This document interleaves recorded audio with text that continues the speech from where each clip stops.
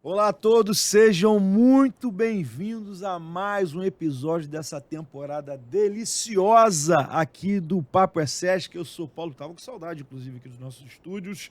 Eu sou Paulo Baldino e não estou sozinho hoje. Ao meu lado ela, Thaís Urriksen. Acertei? Quase, Quase. né? Urriksen. Rixen. Urriksen. Hoje Sim. vai dividir aqui o espaço da mesa comigo. Claro, hoje a mesa tá, olha, com convidados pesadíssimos, ilustríssimos. Não tô sozinho. Thaís é a nossa especialista em urbanismo social, políticas públicas e é nossa colega do SESC aqui também, analista de projetos sociais da unidade Duque de Alô, Caxias. Baixada. Acertei? Acertou. Alô, Baixada. Thaís está comigo aqui para a gente falar de um dia muito especial, próximo dia 4 de novembro, a gente celebra o Dia da Favela e você sabe que o Sesc não vai ficar de fora dessa grande festa, não, Thaís? Com certeza. E hoje a gente tem dois convidados especialistas aqui no assunto. Crias! Hoje é só cria aqui na Hoje mesa, não? Só bravo. Quer começar apresentando o nosso primeiro cria, por favor? Com certeza. Esse aqui na minha direção, meu amigo Wesley Brasil, comunicador, diretor criativo, ativista. Mas acho que ele também pode se apresentar, né, Paulo? Em algum Apresentar, momento. modelo, esqueceu do modelo. Modelo. Tava Você tava falando aqui no esperando off. falar, poxa, o principal, né? Porque, na verdade, toda essa articulação... Ah, não, mas ele é um cara desenrolado e tal. Tudo isso é pra levantar minha carreira de modelo, entendeu? É isso. Essa é a verdade, a meu Deságua respeito. nesse momento. Ah, mas fez documentário, fez não sei o que na televisão. Tudo é motivo pra eu, no fim das contas, ser modelo. Capa da... Sim, dá... Aí, Qualquer complete uma. a revista. Quase todas. Perfeito. Wesley, bem-vindo. Prazer ter Obrigado, você Paulo. aqui. E eu tenho a honra de apresentar. Aliás, estava falando com ele aqui antes de começar, cara. Fiz faculdade em 2006, já estudava sobre esse cara, esse fenômeno.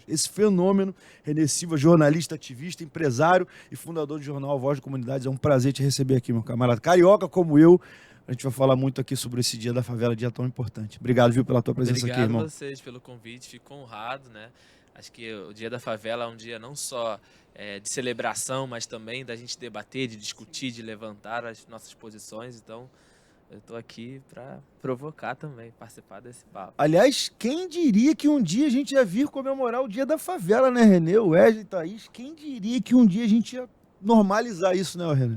Exatamente. Quem diria um lugar que, na verdade, por muito tempo as pessoas tinham até receio de falar seu endereço, né? Você dava o CEP do vizinho, o CEP do amigo para poder conseguir um emprego, porque tinha dificuldade quando falava, eu sou da favela, eu sou do morro, sou da comunidade. Aí foram criando outros nomes ali para tentar mudar essa história, mas hoje a gente fala com muito orgulho, eu sou cria de favela. É Eu sou isso. cria de favela. Eu também sou cria de favela. Ah, eu sou do asfalto.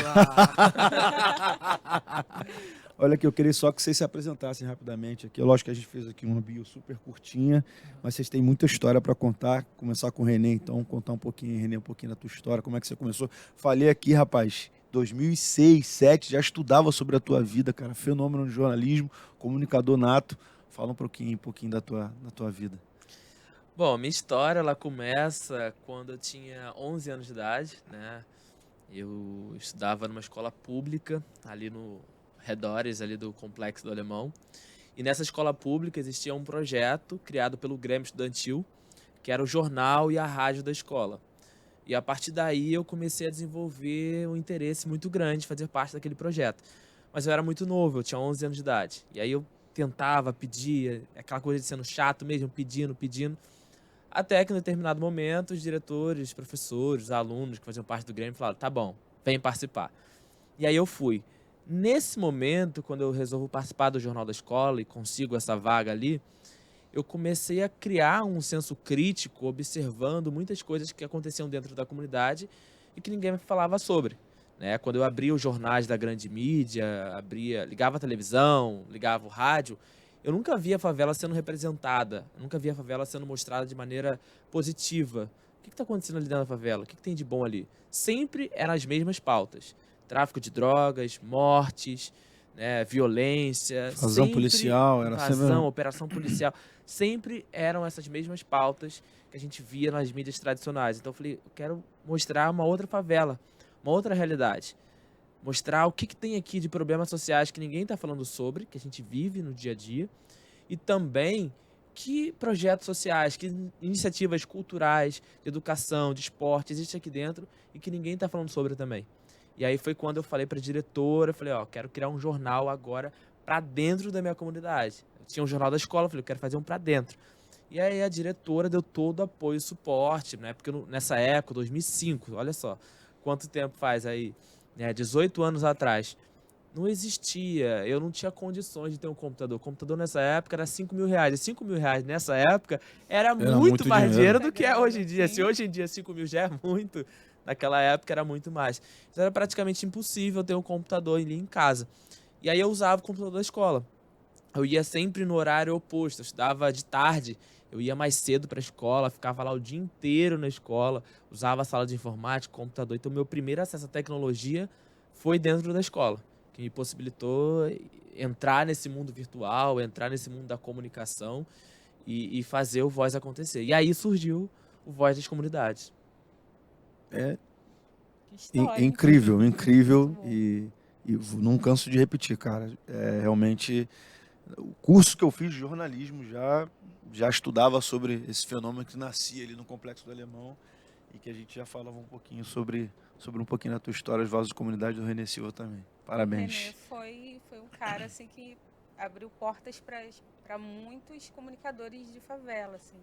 Inclusive para mim, né? Porque hoje eu tenho um jornal dentro do Juramento também, que nasceu a partir desse passo que o René deu para que as pessoas ouçam a favela, ouçam as vozes que estão lá dentro de fato, né?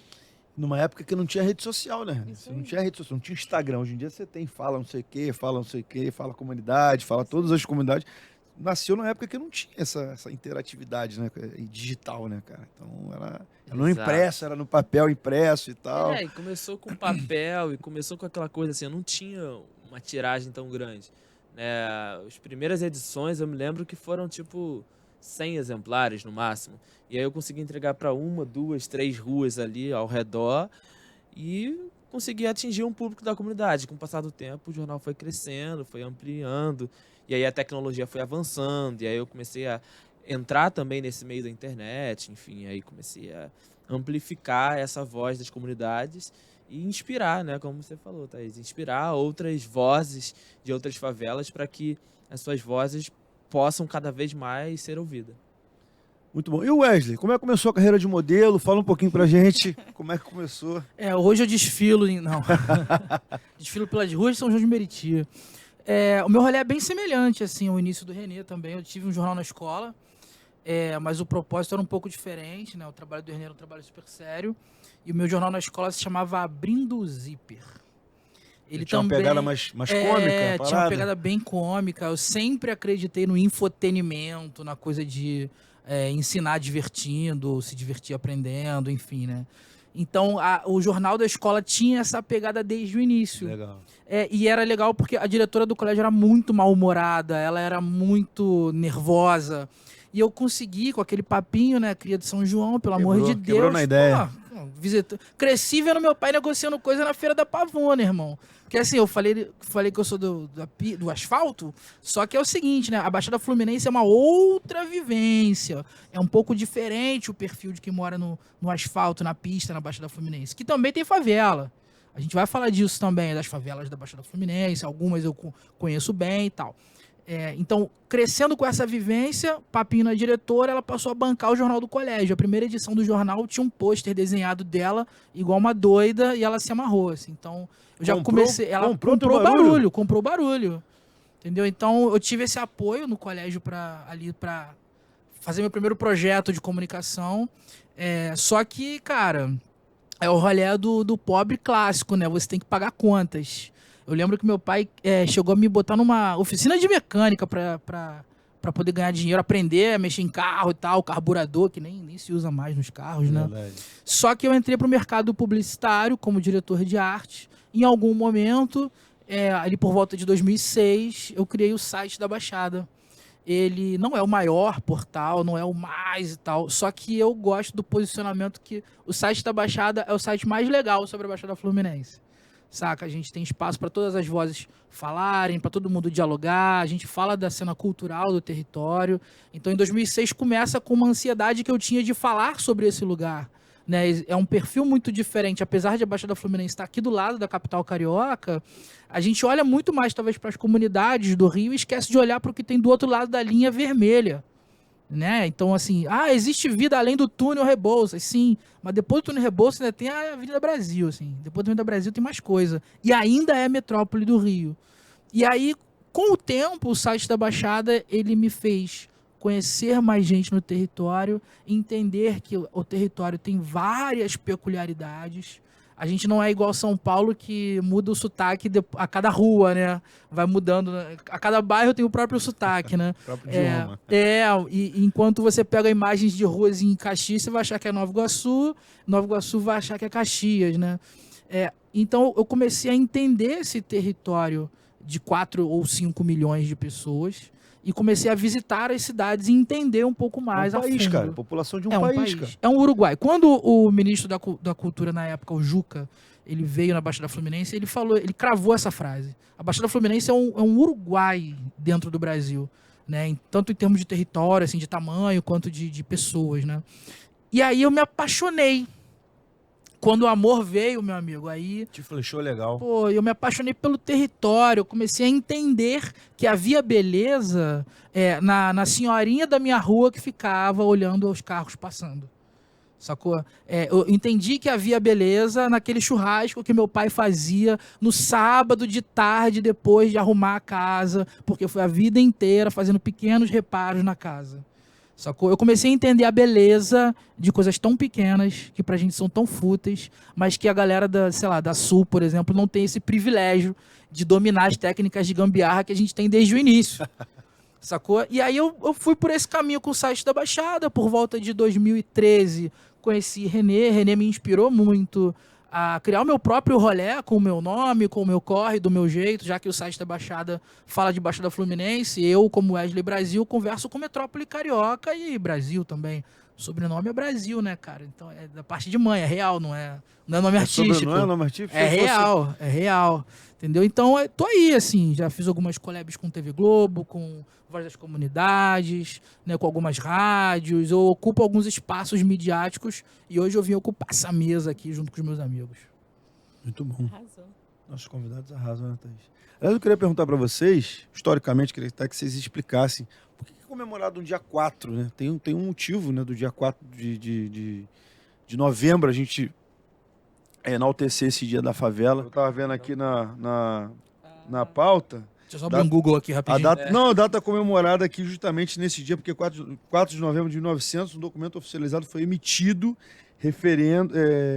se referindo ao nome favela aos moradores do atual Morro da Providência, localizado na central do Rio. E você imagina, hoje a gente está lutando para... Que vem de um processo, né, de abolição, né?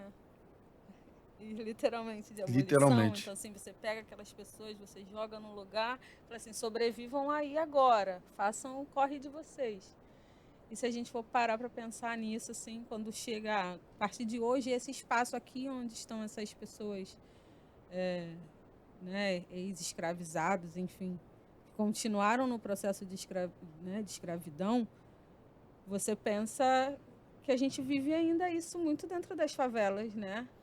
É muito interessante porque o Morro da Providência, né, que é considerada a primeira favela do país, ela fica bem nessa região da zona portuária, que era por onde chegavam as pessoas que foram escravizadas aqui no Brasil, né? Por onde chegavam todos esses navios, né? Você tem ali a zona do Porto, você tem o Cais do Valongo, você tem toda essa região da Pequena África ali, que é justamente aquela primeira favela, né, do Morro da Providência, que se dá o nome, né, da favela. Então, acho que quando a gente conta essa história e vê assim, da origem, né, acho que mostra muito a luta atual das favelas nos dias de hoje. Sim. Né? Tem todo um simbolismo também com a nossa realidade atual. atual. Essa é a parte da cidade, né? Porque quando você coloca isso dentro de uma caixa, ó, isso aqui não é cidade, isso aqui é favela.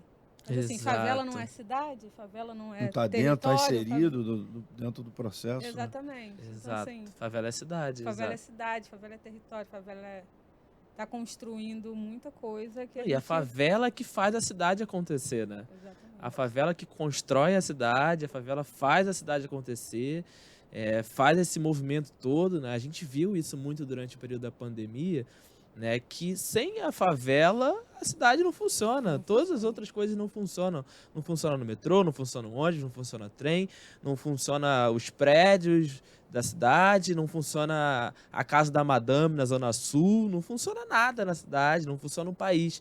Então a favela é que faz o país sobreviver, é o que faz a cidade acontecer. Nesse sentido, vale a pena, por exemplo, o dado de quantas pessoas o trem transporta por dia. O trem e o metrô, todo dia, ele transporta um carnaval da cidade do Rio de Janeiro por dia. A gente está falando de uma mão de obra que está vindo de Zona Norte, Baixada Fluminense, que sem ela a cidade não gira. Ó, pra gente pegar aqui um pouco de geografia, quem conhece um pouquinho o mapa do Rio de Janeiro vai se ligar. A gente tem uma cidade do Rio de Janeiro onde o centro não é no centro. O centro não é no centro da cidade. O centro é no canto. Geograficamente falando. Geograficamente falando. Esse canto faz com que o cara que mora em Marechal Hermes já passe um perrengue para chegar aqui. Mas eu vou defender o cara de Nova Iguaçu. Ou melhor, o de Japeri. Japeri é uma cidade lá na ponta. O morador de Japeri é o cara que mais demora hoje para chegar no trabalho. Por quê? Ele trabalha aqui. Fazendo o quê? Servindo a esses senhores de engenho, por assim dizer, né? Fazendo essa cidade funcionar. E é uma mão de obra que usa trem, que usa metrô e que faz uma viagem, que eu andei lendo umas paradas assim que diziam que uma viagem de 2 horas não deve ser feita de pé. Imagina como é que é a qualidade de vida de um cara que ele passa 4 horas do dia no transporte público. Para ir e voltar para o Que trabalho. educação ele vai dar para os filhos, que atenção ele vai dar para a esposa, que tempo ele vai tirar para ele, como ele vai estudar para melhorar. Então existe hoje essa manutenção da pobreza através da geografia da cidade, onde cidades como Japeri não conseguem ter essa independência suficiente para não depender do Rio. E é meio triste, porque é como se a gente fosse só uma capa de gordura desse filé. Caraca, textão, essa vai dar corte, hein? E você falou também, Wesley, hoje a gente estava trocando, né, antes de começar, sobre o preço para se transitar na cidade, né? Como hoje, para o morador da Baixada Fluminense, é muito mais caro sair da Baixada de trem do que se você for, por exemplo, dividir um Uber com um amigo, sabe?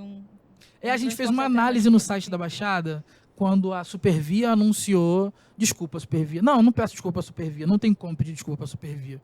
Mas, assim, a gente fez um cálculo de quanto custa, na época que anunciaram o aumento, né, da passagem. Para um cara que mora ali perto do centro de Duque de Caxias, ia sair mais barato ele rachar Uber todo dia, na ida e na volta com os colegas de trabalho, do que pegar o trem.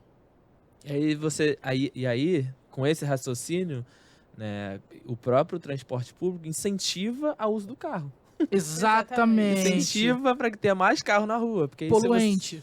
Exatamente. E aí o trânsito surreal. Em uma cidade que não é projetada para esses carros estarem na rua. Exato. Porque as nossas vias não são projetadas para isso. Exato. Elas são projetadas para que transportes públicos circulem e circulem mais, porque a capacidade é muito maior de ter gente dentro desse transporte. Então você coloca 30 carros, cabem o quê? 4, 5 pessoas para 3 ônibus. Aí essa ideia, assim, é pura matemática.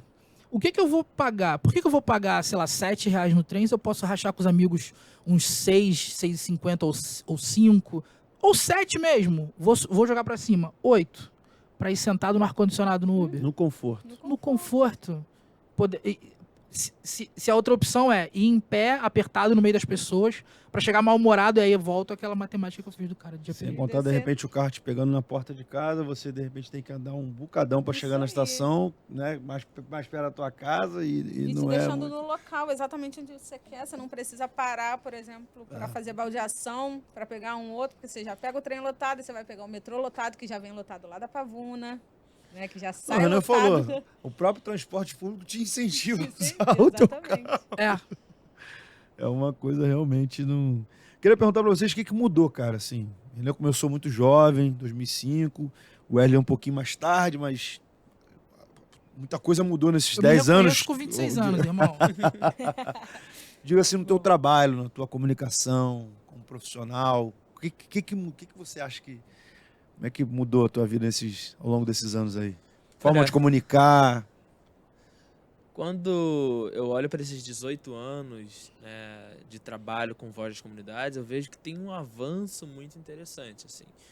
A maneira como a mídia, as grandes mídias, os grandes veículos hoje tratam a favela, mostram a favela, é muito diferente daquela época lá atrás. E muito foi de construção de movimentos de comunicação de favela, né? Seja o Voz das Comunidades, o Fala Roça da Rocinha, o Maré de Notícias da Maré, CDD Acontece, né? O site da Baixada. Nossas articulações vindo de movimentos de dentro da favela para dentro dessas redações de jornais, redações de revistas, de televisão e tudo mais, levando nossos posicionamentos, que a gente não aceitava ser tratado dessa maneira, não aceitava que a favela seja mostrada somente através dessa ótica, desse olhar, que na maioria das vezes é o olhar criminoso, o olhar da violência, o olhar de drogas.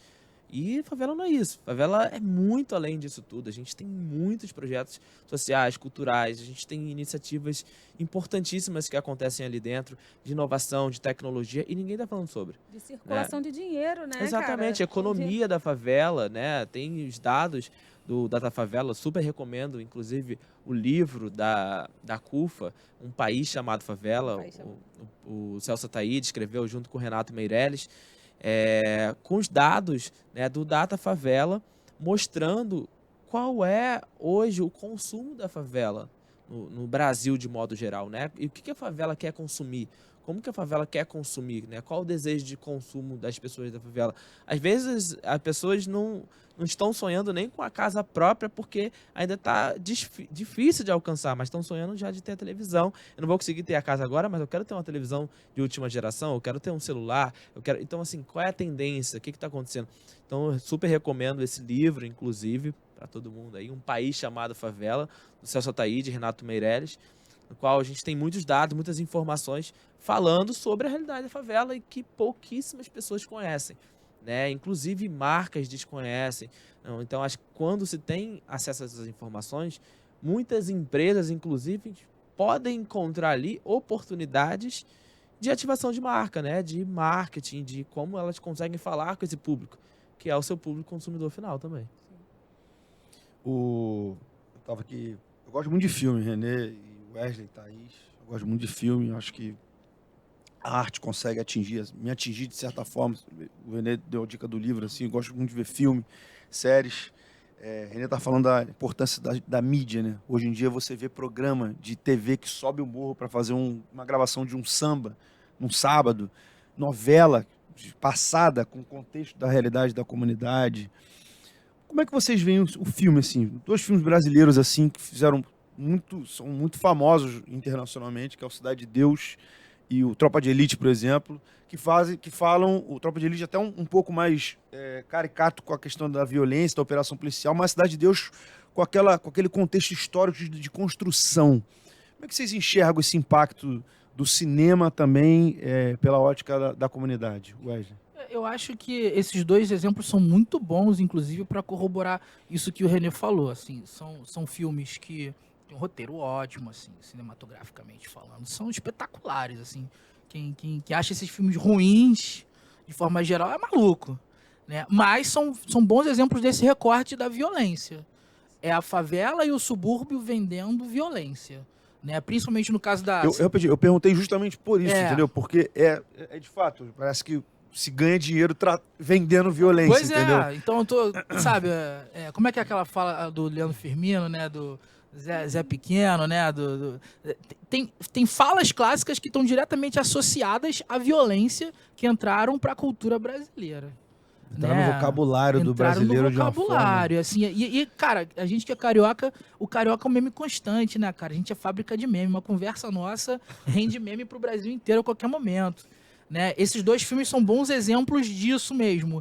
Eu, particularmente, para mim, na minha experiência bem pessoal, ainda não está chegando esse conteúdo de favela, conteúdo de subúrbio, sem esse recorte de violência. Não estou dizendo que não existe, muito porque estereotipado, né? já tem muita coisa boa já, mas eu ainda não chegou para mim. Não estou dizendo que não tem. Mas acho que é um dado importante, já que eu sou um cara antenado, não tá chegando para mim, o que tá acontecendo? Se para você que busca, que corre atrás, não tá... Exato, então, não tô dizendo que não tem, isso é muito importante reforçar, né, mas para mim não... E aí, assim, sei lá, Renê talvez por ser um cara né, à frente do tempo e tal, deve ter mais contato com essas paradas. Eu não assisti ainda. Aquela sintonia do Netflix, por exemplo, é boa, né? Eu ainda não assisti, mas não chegou pra mim. Condzilla ali. Não me pegou ainda. Cara, aí é uma realidade das favelas de São Paulo, né? Que é bem específica, que é muito diferente da realidade das favelas do Rio. Mas eu acho que tem alguns exemplos, por exemplo, que eu queria trazer aqui, o 5 Vezes Favela, né? Dirigido pelo Rodrigo Filha, que inclusive é diretor geral aqui do Bom Dia Favela, um programa que a Band transmite diariamente aqui, né? Uma ótima referência para a gente falar sobre como as grandes emissoras de televisão, como elas podem usar o seu espaço para falar sobre a realidade da favela de uma maneira positiva, sem ser essa maneira estereotipada, sem ser essa maneira negativa, de violência, né? Acho que é um ótimo exemplo, o Bom Dia Favela, que passa aqui na Band diariamente. E quando a gente tem um filme, né, o 5 Vezes Favela, que mostra a realidade da favela sem essa parte violenta, uma forma engraçada, carismática, né? É muito interessante. E um outro exemplo tem a Sintonia, né? E tem essas séries. Mas eu acho que quando você fala do filme do Tropa de Elite, especificamente, e do Cidade de Deus, Cidade dos Homens, das séries, de tudo que foi feito ali, As variações. nessas variações, exatamente. Quando você fala disso tudo, eu acho que assim abre um debate. Eu acho que é importante ter esse tipo de filme, esse tipo de mensagem sendo passada para a sociedade como um todo, porque abre um debate. Então, assim, quando você olha pro Tropa de Elite de lá 10, 15 anos atrás, você se vê hoje ainda no Rio de Janeiro, você ainda vê muitas coisas que naquela época eram debatidas, que já eram coisas antigas e que hoje ainda continuam atuais. Não mudaram, né, Que não cara? mudaram, que se perpetuaram por muito tempo, passaram de gerações. E eu acho, inclusive, que se perde muitas oportunidades, agora trazendo aqui para um lado político, se perde muitas oportunidades de mudança do território, de mudança do Rio de Janeiro, né? Eu tenho um exemplo aqui, que é como que a gente vai fazer um Reage Rio, como que a gente vai construir o Rio de Janeiro sem uma pluralidade, sem uma inclusão, sem uma diversidade, porque não tem como falar de Rio de Janeiro, como que Rio é esse que reage, que Rio é esse que a gente está falando, se não tiver a inclusão da favela, de pessoas pretas, das mulheres da favela que fazem essa cidade acontecer, que faz isso tudo acontecer. Então, eu acho que é de extrema importância que a gente traga esse debate mais para dentro da favela, mais profundo, mas que inclua toda a parte da sociedade como um todo, e que a gente possa levar as nossas referências, a gente possa levar a nossa convivência, o nosso dia a dia e amplificar esses debates. Acho que esses filmes, essas séries, tudo que hoje acontece, né, ainda passa a realidade da favela de forma estereotipada, são importantes também, tem o seu papel para o debate, para a gente abrir esse debate, para quem nunca foi numa favela, saber também como é uma parte da realidade, né, entender o que está acontecendo ali dentro, mas também abre esse debate, que a favela não é só isso, a favela é muito além disso. Tem cultura, tem diversidade, tem gastronomia, tem culinária, tem tudo ali dentro. Produção de música, jogadores de futebol, de tudo, artistas, muita gente saiu de lá. E pensando nisso, assim, René, como você enxerga nessa amplitude de narrativa, né, que a favela está trazendo, como você enxerga hoje, você começou, como a gente falou, não tinha rede social, a importância das redes nesse movimento, assim, para as favelas serem mais jogadas, né, amplificadas para frente, assim. Acho que o avanço da tecnologia nos trouxe a possibilidade de conectar cada vez mais as pessoas que vêm da favela.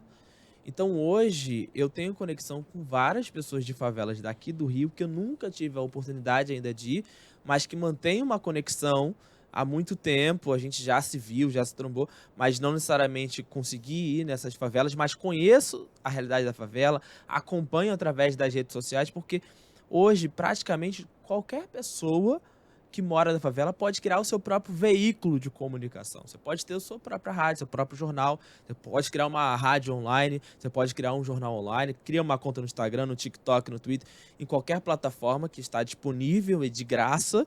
E como que a gente consegue fazer com que essas redes sociais, né, consigam chegar nos próprios moradores? Então, acho que quando a gente faz uma mídia hiperlocal, eu acredito muito na mídia hiperlocal, né, hipernotícia ali, dá aquela localização, porque a gente já acompanha pelos televisão, pelos jornais, pela rádio, o que está acontecendo na cidade como um todo, mas eu não sei o que está acontecendo no meu bairro, eu não sei o que está acontecendo no meu redor ali, né, o que está acontecendo. Então, acho que essas mídias hiperlocais são de extrema importância e as redes sociais fizeram, né, um avanço muito grande, porque antes, você imagina, todo mundo criando um jornal de papel, todo mundo fazendo, ninguém teria condição de fazer hoje. Se todas as mídias sociais fossem de papel, não teria condições de manter um jornal mensal, diário, seja o que for, porque tem que ter recursos para manter tudo isso funcionando. Tem que ter computador, tem que ter gráfica, tem que ter impressão, isso, aquilo. Então, é custo e é muito caro, não é muito barato. Então, acho que a chegada das redes sociais, a tecnologia, o avanço, fez com que a gente possibilitasse de amplificar as nossas vozes. Conexões, né, também entre favela. Nós estivemos juntos no Festival de Juventudes, numa mesa, e assim, é algo que aconteceu muito particular, né, saindo um pouco da Thaís Sesc. Assim que a gente saiu da mesa, eu recebi uma ligação de uma pessoa do Voz, falando: Thaís, está tendo um tiroteio no Juramento, morreu uma criança. Eu falei: não estou sabendo de nada disso.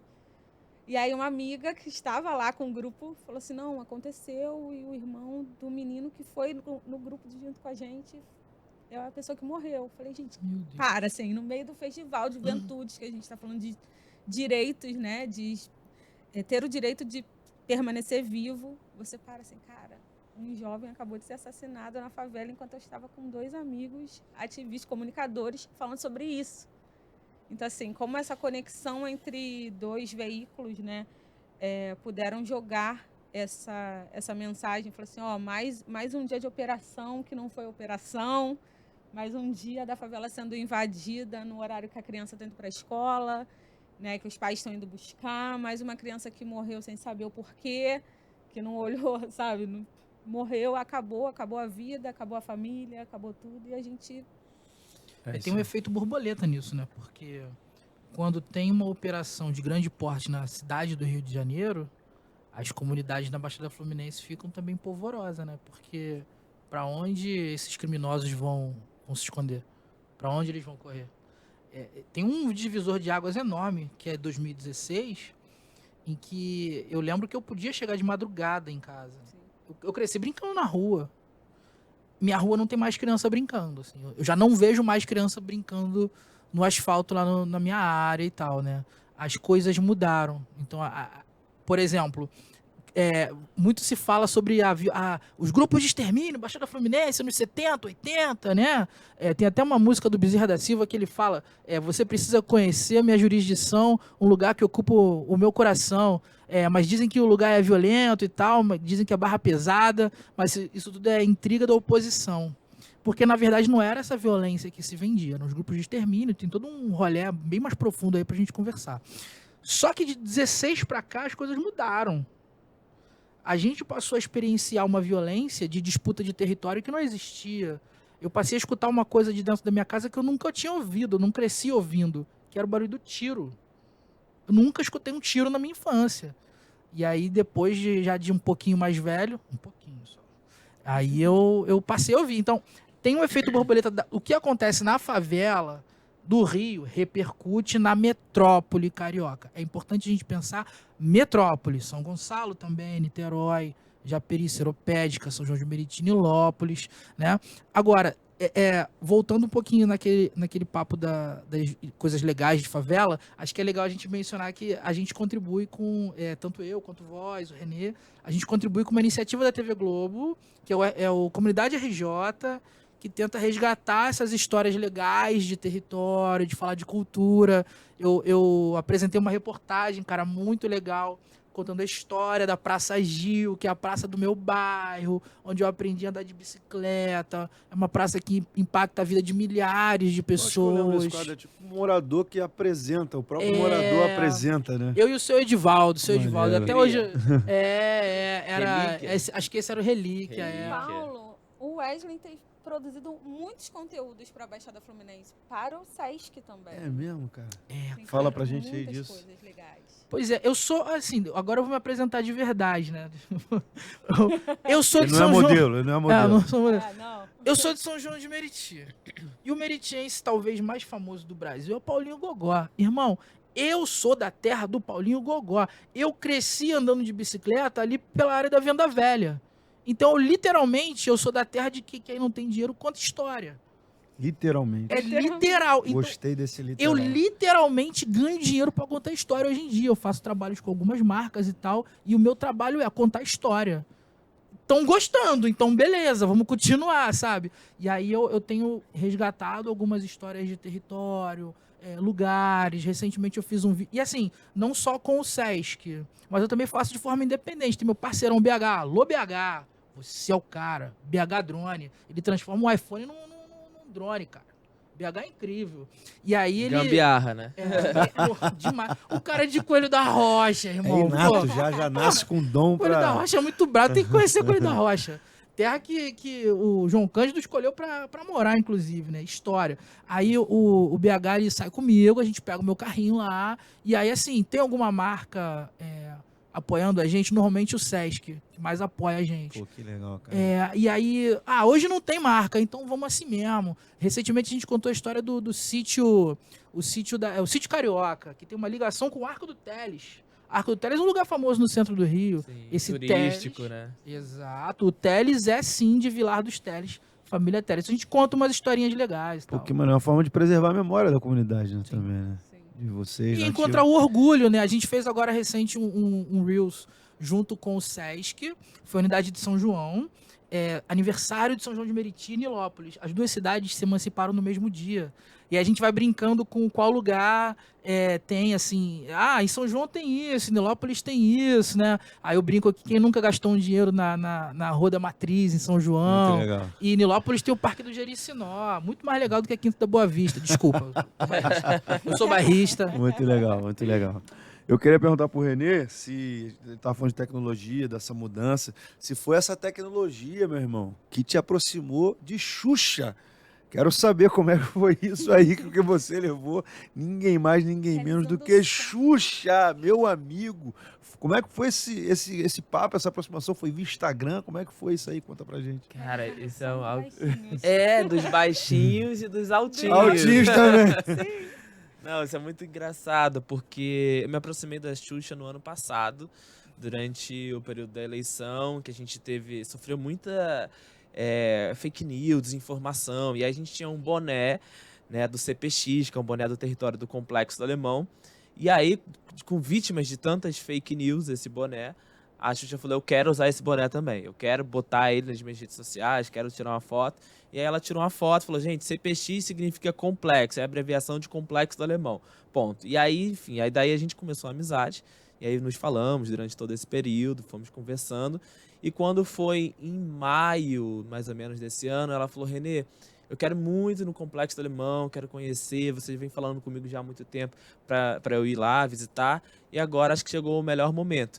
No final do ano, em outubro, eu vou lançar um filme, que é um filme infantil, é um filme que eu sou uma fada, que eu vou brincar com as crianças e tudo mais. Então vamos fazer uma sessão de cinema, que é um presente para a criançada, vamos fazer uma sessão de cinema exibindo esse filme lá dentro. Aí eu falei, fechado. E aí foi aproximando, e aí agora, há pouco, no dia 21 de outubro, aconteceu esse grande momento, foi num sábado de muita diversão. A gente faz todo ano pintando o set no Alemão, que a criançada gosta de pintar o set, né, literalmente.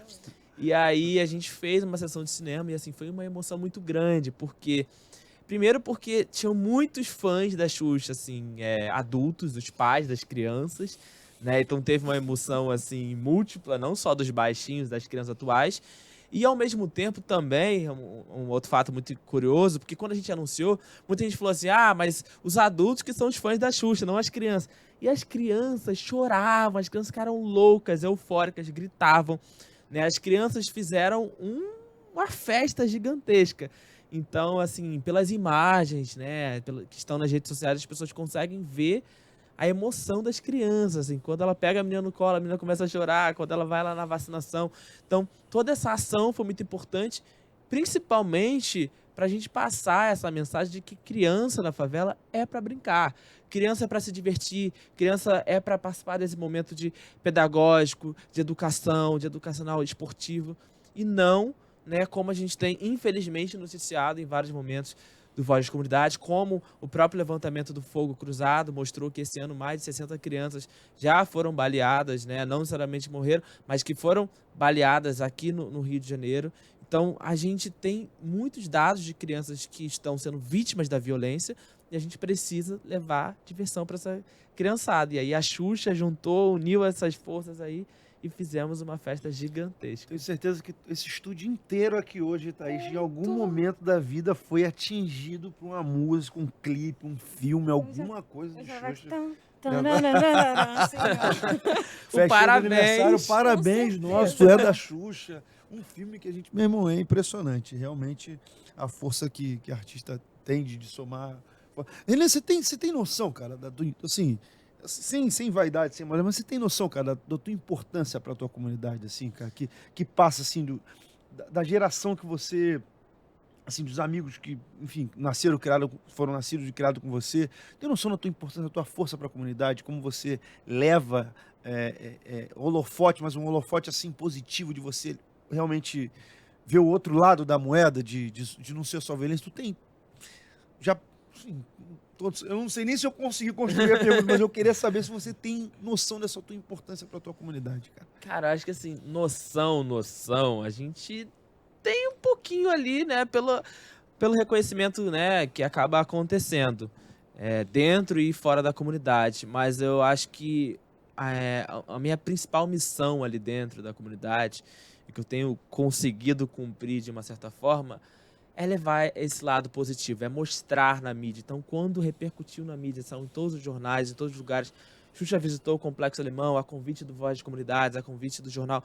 Então, para mim, isso já foi um ganho, assim, gigantesco, sabe? Quando eu levei o Lula lá dentro, o presidente da República, lá para a comunidade, né? Quando eu levei o Diego Ribas, que estava se aposentando no Flamengo. Quando leva esses artistas, essa possibilidade de aproximar pessoas que, infelizmente, não teriam contato com seus ídolos, com essas pessoas, né, como a Xuxa, por exemplo. Então, é uma emoção muito grande, né, assim, mas quando você fala assim de noção, a gente tem um pouquinho de noção ali, mas não dá para entender real, assim, as dimensões de tudo que está acontecendo. E esse momento da Xuxa foi muito simbólico, eu acho, que para trazer um pouco dessa importância, dessa credibilidade que a gente vem construindo. Porque se você for parar para pensar, qual foi a última vez que a Xuxa foi numa favela? Ela foi na Vila Aliança ou Vila Kennedy, se não me engano. Zona Oeste. Zona Oeste, há mais de 10 anos atrás, né? Ainda estava no ar, com o programa, TV Xuxa. Ela fez um show na comunidade. Então, hoje, né, a gente conseguir fazer isso mostra uma força muito grande, uma credibilidade. E também possibilita uma coisa muito interessante, que depois da visita da Xuxa, eu já recebi várias ligações de artistas, jogadores, de pessoas interessadas em visitar a comunidade. Gabigol falou comigo, várias pessoas falando, não, quero lá, me leva lá, quero conhecer a comunidade. Então, acho que isso é importante, pra gente levar mais pessoas para tirar esse rótulo negativo que existe ainda das favelas. Thaís falou aqui no início do programa sobre essa construção de favela, de ser depósito de gente, né, ficam lá os esquecidos e essas ações como essa da Xuxa, enfim, dão visibilidade. Queria saber do Wesley se ele já conseguiu algum artista, contato que você conseguiu levar para a Baixada, nessa pegada aí de artista-atleta. Como é que é esse teu contato com essa galera que nasce na Baixada e depois... Como é que é essa tua... Tem um caso uma história muito gostosinha de contar, na real, que foi a vez que eu consegui levar o Xamã, cara, na Vila Operária, assim. A Vila Operária é uma favela em Duque de Caxias. Ela é a favela mais grafitada do Rio, mais bonita do Rio. E... Ficou um silêncio aqui, né? Não. Porque, parece acreditar qual favela mais bonita. Não, mas real, assim, a Vila Operária é uma comunidade... ali pertinho do 25 de agosto, em Duque de Caxias. Ela é totalmente grafitada, tem uma atividade anual, que é o Meeting of Favela. Aí o Cajamém, o Carlos Bob me convidaram para contribuir em uma das edições, né, com ideias, com ajuda na produção, principalmente na comunicação. E aí eu tinha o contato com o Xamã. Teoricamente ainda tenho, nunca testei se o WhatsApp ainda é o mesmo. E aí eu falei com ele, né, porque ele cantava junto com o Estudante, né, e aí eu levei, cara, Xamã Estudante, assim, pra cantar. Eu tenho a blusa deles, aí eu lembro, e aí na época eles não eram tão famosos como hoje, né? Hoje o Xamã é um nome gigante e tal. E aí eu lembro que eu comprei a camisa do Xamã Estudante pra ajudar. Olha que doideira, Pra né? ajudar o cara. Pra né? ajudar, cara. Começando a carreira, né?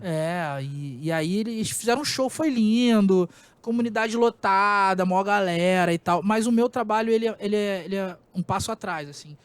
Até porque René, ele é o concurso, assim. René realmente é o grande estouro que a gente tem no país. Não só no país, mas mundo, né? É um cara... Inspirou muita gente. É de né? nível internacional, né, René? Você não lembra disso, né? Ele se dá o trabalho de responder o WhatsApp de meros mortais, né? E também do Luciano Huck, do Lula. Apenas, né? É, Gabigol. Hoje a nossa conversa, enquanto ele não estava vendo, a gente estava se questionando se ele conhece ou não a Michelle Obama. E não Nesse era nível, brincadeira. nesse nível. Então, verdade. assim, Mas Nesse ele nível. conhece a Malala. E aí o É máximo nesse de nível. Tem o WhatsApp do irmão da Malala. aí, o máximo de onda que eu posso tirar é falar que o Emicida e o Xamã me seguem no Instagram. Quer dizer, no Twitter. No Instagram o Emicida não me segue, não. Já olhei. Ele não segue. Só no Mas Twitter. tá É só no bom, Twitter. assim, pô, o Emicida te segue. Ó, você que tá assistindo o Emicida te segue. Eu nem vi se ele ainda. Agora ele vai dar um follow. Vai ser um Ele follow, lembrou que segue, né? Mas eu junto com a minha turma lá no site da Baixada, ele, assim, é um pouco mais volátil. Assim, a gente sempre tem gente entrando e saindo do site. E aí teve um momento que a gente deu um passo importante, que foi quando a gente ajudou a defender o IFRJ de Belfor Roxo. Isso, assim, para mim, para nós, isso é equivalente a conseguir trazer essa visibilidade, esse peso de uma Xuxa na comunidade. Porque, assim, Belfor Roxo não pode ser mais uma fábrica de mão de obra pesada. O morador de Belfor Roxo tem que ter direito a trabalhar com a economia criativa. E aquela unidade do IFRJ de Belfor Roxo é uma unidade que tem curso de moda, cara. Então, assim, tem uma galera lá que tá aprendendo a modelar e é filho de pedreiro. Não tem nenhum problema em trabalhar com mão de obra pesada e tudo mais. Mas é importante que haja a possibilidade de escolher ou de pelo menos tentar viver de arte, de cultura, de economia criativa. E essa unidade foi atacada durante a pandemia porque a prefeitura queria construir um hospital. Quem é contra o hospital durante a pandemia? Ninguém. Só que o interesse não era de construir um hospital, era de se livrar daquele IFRJ. Porque era um lugar de construção de pensamento, né, de opinião e tudo mais. Então era um pouco problemático aquilo ali. Então o site da Baixada ajudou na defesa daquela unidade. A gente produziu conteúdo pra caramba para trazer visibilidade para aquela unidade de gente que não sabia que aquela unidade existia. A nossa matéria fez com que a TV Globo chegasse lá mais rápido para produzir um conteúdo de mais alcance, né? Então eu gosto de contar essas histórias, sabe? De momentos midiáticos, mediativistas que a gente atuou. Eu Legal. gosto de ouvir essas histórias também, que a gente vai pensando nesse processo das memórias, né, que esses territórios produzem. E eu queria saber de vocês, assim, também, sendo jovens, Obrigado.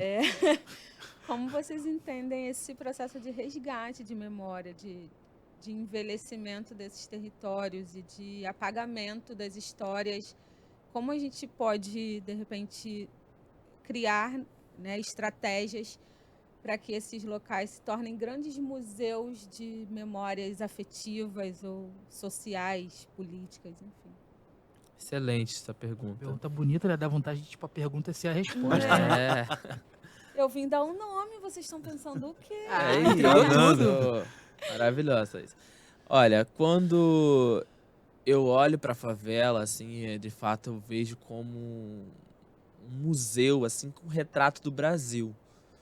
Porque na favela a gente tem de tudo, né? A gente consegue, inclusive, ter dentro da própria favela diferentes tipos de classe. Tem pessoas que têm um carro, tem pessoas que não têm um banheiro dentro de casa, né? Dentro do mesmo território, você tem pessoas que têm diferentes tipos de acesso, até mesmo educação. Tem pessoas, enfim, de vários lugares do país que chegaram até as favelas. E aí, quando a gente pensa de que maneira que a gente está mostrando a realidade da favela, de que maneira a gente se vê ali dentro da favela, eu acho que a gente tem um papel crucial, um papel importantíssimo de, primeiro, mostrar esses pontos positivos ali dentro que existem, mas também de levantar as críticas sobre o que está acontecendo ali dentro da comunidade. Então, quando você tem uma operação policial, quando você tem, sei lá, um acontecimento que uma injustiça que está acontecendo com o povo da comunidade, que são as pessoas que mais sofrem com as injustiças e com as mazelas da sociedade, como que a gente consegue mostrar isso dentro do Voz? Como que a gente consegue contar essas histórias, essas memórias, né, sobre isso tudo que está acontecendo e deixar isso guardado, né, seja nas redes sociais ou num jornal impresso. O Voz, por exemplo, há 18 anos mantém a publicação do jornal impresso. O jornal impresso ainda ele acontece. Então, é uma forma de memorizar. Inclusive, as nossas edições, elas estão cadastradas não só em museus, mas também estão cadastradas em bibliotecas nacionais e internacionais para registro futuro. Daqui a pouco a gente morre, a gente vai embora, mas tem lá o registro de que existia um jornal dentro da favela, do Complexo Alemão, das comunidades, e de que se falava nesse jornal, como que ele era feito, de que maneira. Então a gente tem esse registro sendo feito para uma memória perpétua, e eu já escrevi, inclusive, um livro falando sobre isso, que se chama A Voz do Alemão. Eu escrevi junto com uma jornalista mineira, Sabrina Abreu. E nesse livro eu chamo A Voz do Alemão porque é justamente a voz dos moradores do Complexo Alemão e os diversos olhares, né? Esse livro foi publicado em 2014 e eu contei, há 9 anos atrás, histórias de pessoas de dentro do Complexo Alemão que ajudam a impulsionar a voz da comunidade. Porque as pessoas conhecem a minha história. Ah, o Renê, tal, né, midiático, tá ali, tá nos jornais, tá nisso. Mas quem são as outras pessoas de dentro do Complexo Alemão? Qual é essa rede que existe ali dentro, que tá conectada, mas que ninguém sabe quem são? Então eu conto isso através do livro, memoriza, eterniza essas histórias ali. Então eu contei desde a história da Lúcia Cabral, fundadora do Educap, lá do Complexo Alemão, até do policial da UPP, que não era da comunidade, mas que fazia um projeto de capoeira junto com as crianças da comunidade, logo ali naquele período inicial da UPP, da Polícia Pacificadora ali.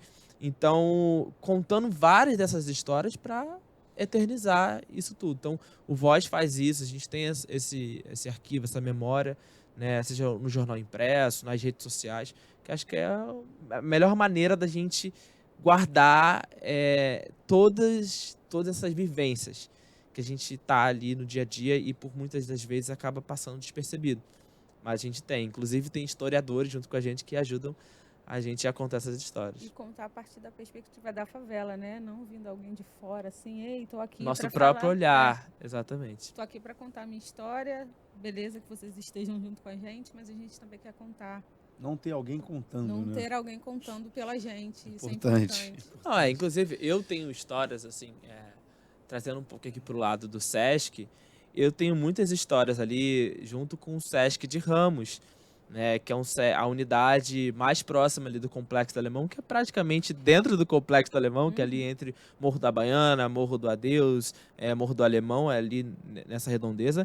E o público maior frequentador ali acabou sendo as organizações do Complexo do Alemão. As pessoas, eu me lembro indo...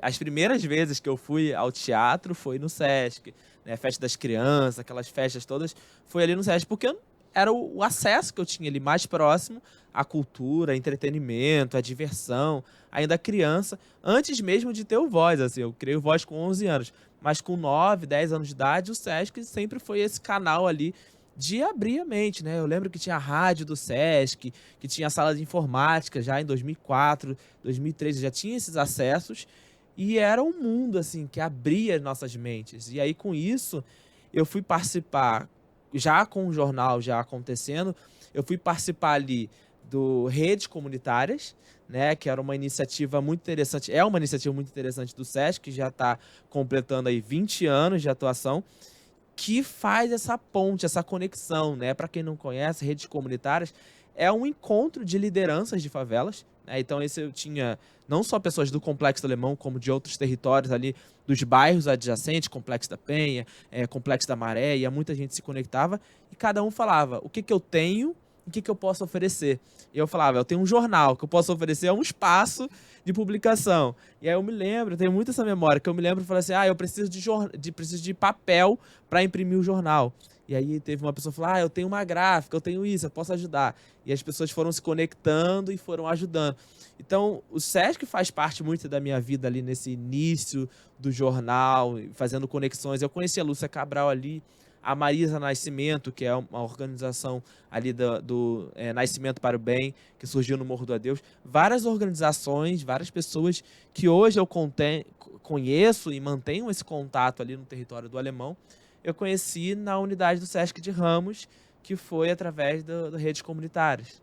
E esse momento ali foi muito importante para minha vida, porque eu pude ter esse contato com o adulto. E era muito engraçado, porque eu, com 12, 13 anos de idade, tem vídeos, inclusive, nos canais do Sesc, eu com 11, 12 anos de idade, e todo mundo adulto, todo mundo muito mais velho, presidente de ONG, eu ali criança, falando, não, eu tenho um jornalzinho aqui, sei o quê, né, chegando ali todo humilde, não, tem um jornalzinho, eu quero falar da comunidade, das coisas boas. Então isso foi muito interessante, que eu, de fato, abri muito a mente ali naquele momento. Não, e é bom ouvir o René falando sobre redes comunitárias, porque agora em novembro a gente vai ter o festival Sesc Mais Social, novas narrativas no Dia da Favela, né? Que tem exatamente essa pegada, que é de potencializar e juntar essas potências para dialogar a importância sociocultural, né, das favelas em diversos territórios. Isso. E Wesley, como memória, você enxerga, né? Esse resgate de memórias, assim? Assim, no meu território eu vejo algumas camadas, assim, que envolvem o trabalho de resgate de memória, porque a gente tem questão histórica mesmo, assim, tipo, formação do território, sei lá, exemplo, Vilar dos Teles, meu Vilar dos Teles. Era uma fazenda e tal, aí os brejos, aí foram transformando a fazenda em bairro, aí foi nascendo os bairros e tal. Então tem esse processo de formação de história para ser contado. A gente tá, sei lá, acho que é meio pesado dizer atrasado, mas a gente tem uma questão ali que as pessoas não têm esse conhecimento da própria história, dos próprios bairros, sabe? Porque a Baixada Fluminense tem esse perfilzão assim de ter tido fazendas que foram virando bairros e tudo é muito recente. É uma história pouco documentada. Então tem essa camada para ser colocada. A gente tem essas mudanças bruscas do território de alguns poucos anos para cá, né? Eu fui pesquisar agora recentemente sobre a inauguração da linha vermelha. Eu fui de bicicleta com meu pai. Brizola passando, cara, de carro aberto. Mó galera de bike. Aí eu falei, pô, foi uma parada com milhares de pessoas. Um negócio que é uma revolução na metrópole do Rio de Janeiro. Deve ter muita coisa. E eu fui procurar a inauguração, linha vermelha. Achei 3 fotos. 2 fotos. Então tem esse problema de história de território mesmo, assim, de formação dele, né? Isso sem falar dessas histórias das pessoas que ajudam a formar os lugares. Recente, né? Pois é. Então a gente tem um problema muito grande, assim, de encontrar esse acervo histórico de território. E para além da história recente e antiga, tem algumas camadas que envolvem o nosso território que precisam também de atenção. Por exemplo, perspectiva de vida. O favelado lá do Cantagalo, ele tem uma perspectiva muito diferente do favelado lá da Coreia ou da Chatuba de Mesquita. O cara da Chatuba de Mesquita, ele tá vivendo ali em Mesquita. A perspectiva de vida dele, máxima que ele vai ver, que ele vai perceber de riqueza, de potencial, é, sei lá, um vizinho que tem um T-Cross. Um vizinho não, alguém do bairro do lado, que tem um carro mais legalzinho. Já o cara lá do Cantagalo, ele sabe que aqueles ricos existem, sabe? Que existe o turismo. Até o acesso à praia também. O acesso à praia, o papo é outro, sabe? Então, ele consegue pelo menos saber que a riqueza existe ali e ela é alcançável. O cara da Chatuba de Mesquita, brother. Não tem noção da parada. Não tem, pô, já fui, cara, no Circo Chatuba. Entrei lá na Chatuba, tenso. O clima não é um clima sabe? O entorno, o próprio bairro do entorno não é um bairro de riqueza. Se o Rio de Janeiro tem esse choque da pobreza e riqueza, na Baixada Fluminense você tem um gradiente. Então você é pobre e nem percebe que está em volta só de pobreza, sabe? E isso, para quem está trabalhando com história ou resgate de memória no território, também faz parte. Então tem muito trabalho para ser feito quando eu sou ter comunicação na Baixada Fluminense, sabe? E eu não dou conta de tudo isso. Eu estou espalhando alegria e sorrisos com o meu trabalho como modelo. Thaís, nosso papo tá bom, a gente tem que tá chegando no finalzinho. Poxa. Queria muito... Primeiro agradecer você. Que pena. Queria muito agradecer você por dividir a mesa aqui comigo, essa responsabilidade, receber esses 2 convidados ilustres aqui. Obrigado. Facilitou muito aqui para mim, teu conhecimento técnico. Obrigado mesmo, tá? Obrigada a você. E agradecer o Renê pela disponibilidade, obrigado. Inspiração, já te estudo há muito tempo, você é um fenômeno que colabora muito com a sociedade brasileira, internacional. Continue nessa toada aí que você vai ver. Obrigado, viu, Renan? Obrigado. Uma honra muito grande. Eu sou muito honrado de estar aqui com vocês, né? Trocar essa ideia aqui. O papo é Sesc, né? No podcast. Muito obrigado. E o Wesley, né? Conheci hoje, mas carismático. Já é um cara que eu quero seguir. Espero também que você continue esse teu caminho aí de luz, brincando, sempre animando todo mundo. Você me cativou o coração de Thaís, todo mundo aqui, o estúdio aqui. Continue essa pegada aí também, irmão. Parabéns. Obrigado, aí. Paulo. Valeu. Poxa, muito obrigado assim, pelo convite. Preciso agradecer não só a você aqui pelo convite, a Thaís. Tá do lado do Renê, para mim, é muito importante. Eu acho que quando a gente está do lado de pessoas, né, desse patamar que o Renê tem, isso também traz muita credibilidade para o nosso trabalho. Preciso agradecer pela existência do Sesc São João, do Sesc Caxias e do Sesc Nova Iguaçu. Hashtag Baixada em Foco. Baixada presente. Baixada também. em Foco, cara, é um projeto lindo. Eu preciso agradecer a existência deles. Obrigado por vocês existirem.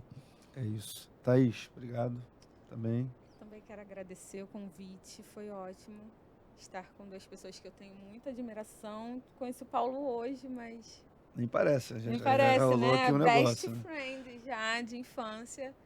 E a história do Wesley e do Renê continua sendo inspiração para mim, para minha trajetória, para o meu trabalho. E eu espero que a gente tenha muitos momentos ainda como esse aqui. É isso. Dia da Favela, dia 4 de novembro. Você acha que vai estar presente também, cobrindo tudo aí, todas as atividades que vão acontecer ao longo dessa data. Tem que pedir pro pessoal curtir, deixar o like, deixar os comentários, seguir, se inscrever no canal do Sesc, que tem muita novidade por vir. Valeu? Ficamos por aqui. Um abraço, até a próxima. Tchau, tchau, galera.